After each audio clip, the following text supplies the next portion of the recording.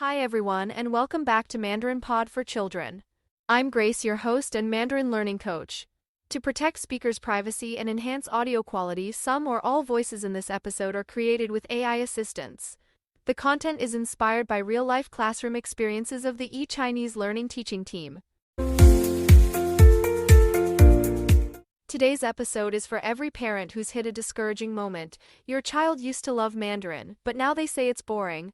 Maybe it was their favorite class, maybe they sang Mandarin songs in the car or begged to watch Chinese cartoons, and now, they roll their eyes, groan before class, and say, "Do I have to? What happened, and what can you do?" Joining me today is Brian, a dad from New Jersey.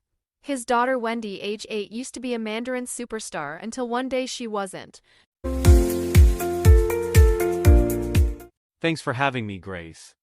This is such a relevant topic for us. There was a time when Wendy would correct our pronunciation and sing at dinner. Now she just shrugs when we ask about Mandarin class. It's like a switch flipped. You are definitely not alone. This dip in interest usually doesn't mean a child has lost all love for the language. Often it means they need a new way to engage. Let's rewind. What was Wendy's attitude like in the beginning? Honestly, she was excited. She's always been into music, so Mandarin songs really drew her in. She loved learning phrases she could teach her grandparents. It felt like a secret code, but after about a year she got less enthusiastic. That 1-year mark is actually very common. At first, kids are excited by the novelty. But over time, the brain starts recognizing effort. If that effort isn't paired with novelty or achievement, motivation dips. That sounds right. I think she also felt stuck. She wasn't learning songs anymore. It was more memorization, more correction. One day she said, "Why do I have to keep learning the same stuff? I already know it." What a revealing comment. Kids aren't bored because the language is boring, they're bored because the format no longer matches their curiosity. Exactly.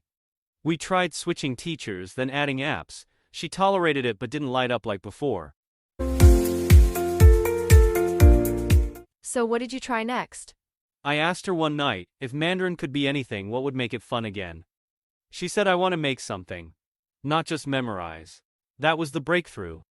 We started doing little projects together. She wrote a short play in English and asked her tutor to help translate some lines. She made a Mandarin menu for our kitchen. She even recorded a weather report using words she learned.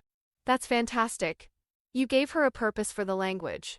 Yes, and she took ownership again. We stopped asking, "Did you practice?" and started asking, "What are you working on this week?" Let me pause here to highlight a few big takeaways. First, when kids say Mandarin is boring, they usually mean it no longer feels meaningful. Second, instead of changing the program, shift the purpose. Let Mandarin connect to real life through food, music, drama, or games. Last, invite your child to be a creator, not just a consumer. That last one is key. Once Wendy felt like Mandarin was something she could use, she stopped resisting. How did you handle the parts that still required repetition or structure? We made a deal. For every 15 minutes of structured lesson, she could earn 15 minutes of creative play, like designing her Mandarin pet store or writing a silly dialogue with her stuffed animals. The learning still happened, but it felt less like a chore. That's such a smart strategy. Kids don't hate structure, they just want balance. Exactly. Now she doesn't say Mandarin is boring. She says, "Can I show you what I made?" That is such a powerful shift. To every parent listening, if your child says they're bored with Mandarin, don't panic. Boredom is not failure. It's a signal. It's your child saying, "I need a reason to care again." Give them that reason. Let them create something. Teach someone. Explore topics they already love in Mandarin. Learning is not about constant novelty. It's about meaningful repetition. And when the meaning is personal, the motivation comes back. Thank you, Grace. I've learned that when you listen to the boredom, you don't lose momentum. You find a new way forward. Beautifully said. Want help making Mandarin meaningful again? Try a one-on-one trial lesson at eChineseLearning.com. Our teachers don't just teach vocabulary, they help kids build projects, stories, and skills that matter. Until next time, I'm Grace. Be flexible, be curious, and remember, the spark isn't gone, it just needs a new fuel.